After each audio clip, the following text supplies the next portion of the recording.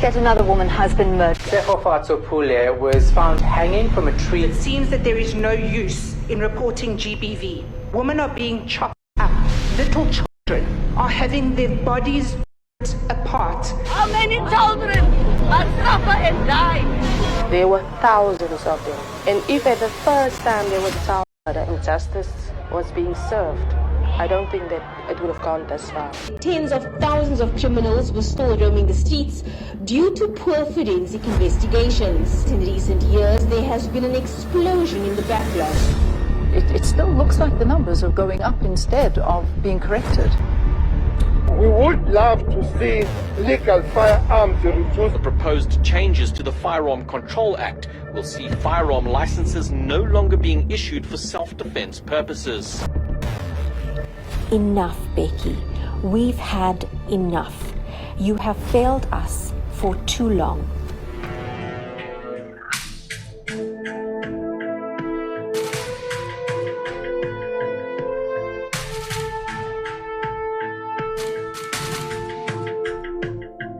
Hi everyone, welcome back to my channel, and thank you very much for joining me here again today. So last week we spoke about the case of Susan Roeder, and that case was absolutely wild. And even though there was so much evidence mounting up against the accused by the end of the trial, the case was incredibly fascinating because you even asked yourself during this trial, is he really guilty? Even though there was so much evidence.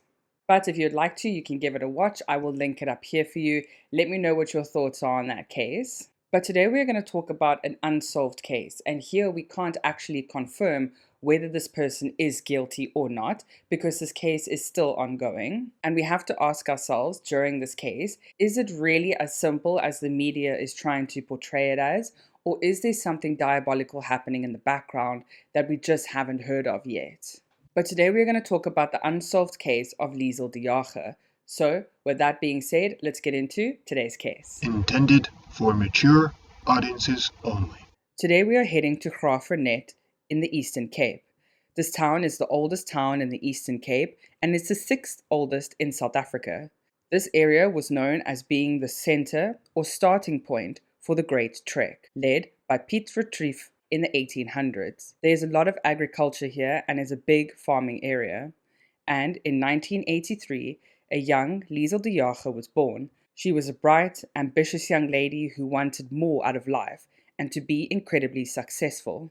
She grew up with a very strict Christian household, and just like her parents, she took on their beliefs and she grew up and continued her belief in Christianity. The people who knew Liezel, such as her friends and family, described her as incredibly soft, kind, and always wanting to help. And she would do anything to serve the congregation where she grew up as a child. Liezel went to a high school in Graaff-Reinet, and she spread her wings a little bit as she left high school and was accepted to the University of the Free State, where she then matriculated and went on to study. Once Liezel was done at university, it seems like she did a few odd jobs before she landed the job as a minister or a priest in her area. And Liezel was a priest at the Enige Kerk, or in English, it's a Dutch Reformed church here in South Africa.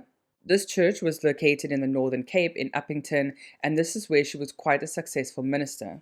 While Liezel worked in this church, she met a man named Werner, and it seemed like as soon as the couple met, they fell head over heels for each other. Their romance was very quick, and they were incredibly attracted to one another. So the couple thrived in Uppington, and they eventually got married and then moved to Athlone Park, in an area called Amanzimtoti, and this is located in KwaZulu-Natal. Here, Werner and Liezel had 2 daughters together. So now that we've done a little bit of background, let's get into the nitty-gritty of this case. And it seems like because Liezel worked for the church and she was quite high up in the authority ranking, she was able to live with her family on the church grounds.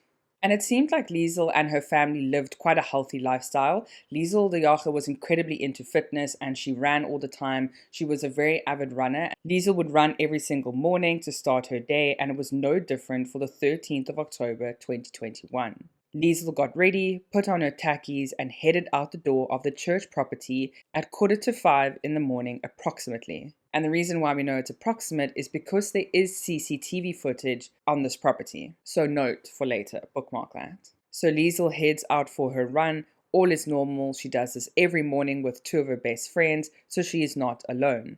The trio are then running, and they are witnesses to this because a man named Alan Payne spoke to Liezel just after they finished their run. And this was around 40 minutes after they started their run. So they ran for around 35 minutes, then she started speaking to Alan Payne. Alan Payne was part of the community, and he was also a chairperson for the Amatantoti Athletics Club. And just like I said earlier, Alan Payne then started talking to her for a few minutes on the 13th of October. They had a quick 5-minute chat, then Liezel got back into her car and headed home. Liezel only lived around 5 minutes away from this athletics club to her house, so there was only a 5-minute drive between the two areas. And the witnesses at the athletics club said that Liezel left there at around 05:40 in the morning, so around 20 to 6 that morning. So we then don't know what happens between 20 to 6 in the morning on the 13th of October to 7 o'clock that morning. And the reason why we say 7 o'clock is because Vanna, remember, was home at the time looking after their 2 children.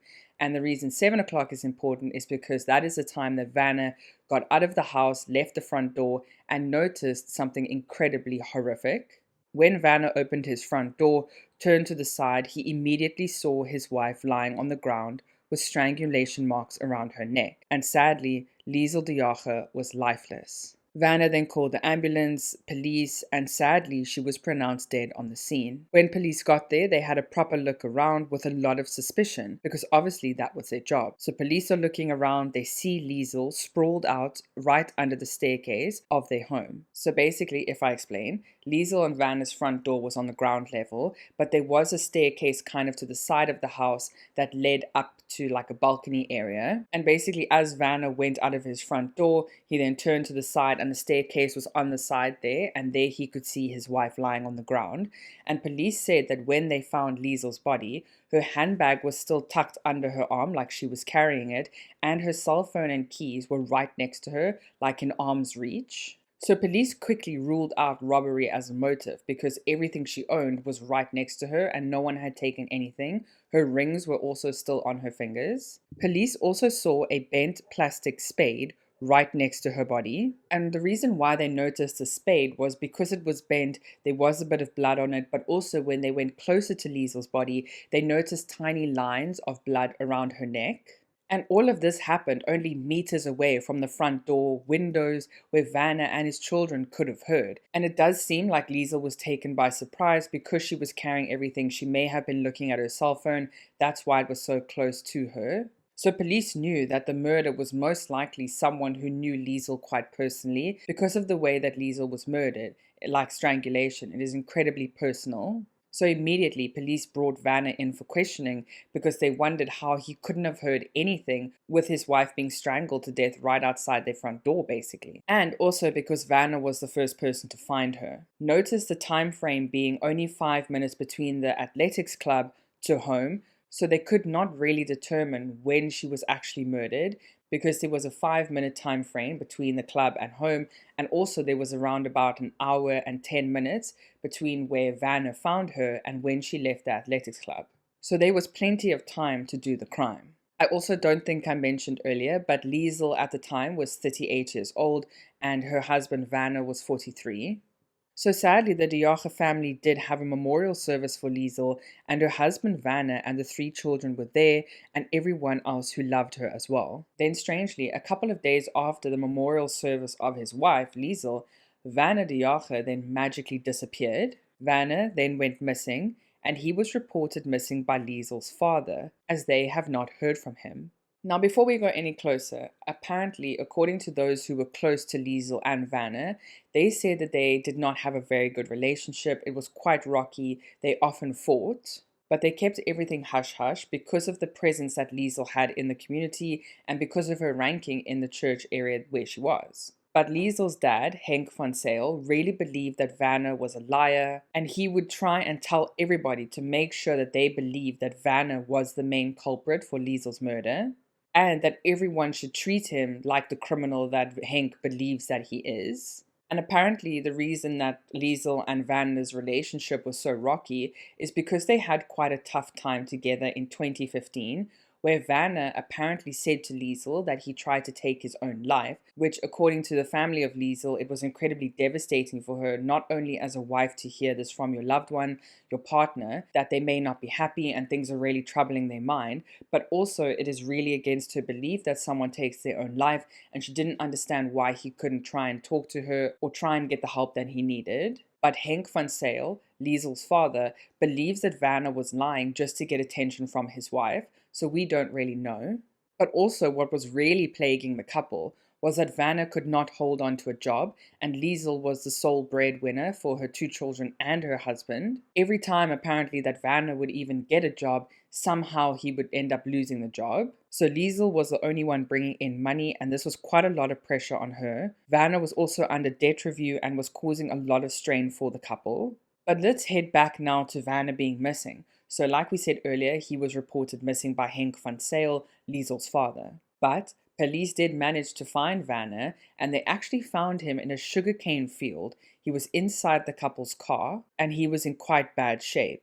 There were 2 cans of petrol outside of the car, and Vanna was completely lethargic, and his stomach was pumped too, and there were many prescription pills inside his tummy. But apparently Vanna went missing on the 23rd of October 2021, and apparently, according to police, on the 25th or 26th of October, Vanna was actually scheduled to go for a polygraph test in order to just see if he's telling the truth. But obviously he missed that because he was in a sugarcane field. But with regards to this case, nothing has been done. There's no movement, there's nothing new to this case. And remember we mentioned that there was CCTV footage right in the beginning of this case. Police haven't released what they found on there. Vanna is no longer a suspect apparently, or there's no longer any leads that are leading to him being a suspect. But apparently there was a major break in the DNA findings quite recently. However, police are so bombarded with so many other murder cases that Liesel's case is just falling lower and lower in the pile of importance.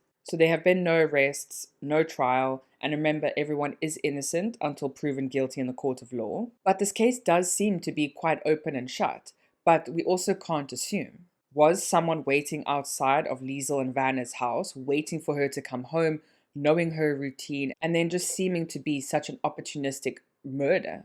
They haven't confirmed whether the child or children's spade that was found near Liesel's body that was bent is the murder tool. However, it's most likely because there were those bloody marks in her neck, and also the spade was bent like they were pulling on the spade, but it's unconfirmed and no one has really confirmed this yet. Also, the spade was only mentioned in a few articles, so it may just be hearsay from some news agencies. But also with regards to this case, remember nothing was taken. So if someone was waiting for Liezel, it was most likely some type of crime of passion because they took nothing. All they did was wait for Liezel and then murder her. Did someone have a massive vendetta against the minister, or did someone just really not like her? Either way, someone did this to her, someone waited for her, and someone murdered her. But let me know what you think of this case down below. Who do you think it is? Do you think someone waited for her? Do you think Vanna had something to hide? But either way, I hope you all have a fantastic weekend further. Please stay safe out there, and I'll see you again next week. Bye.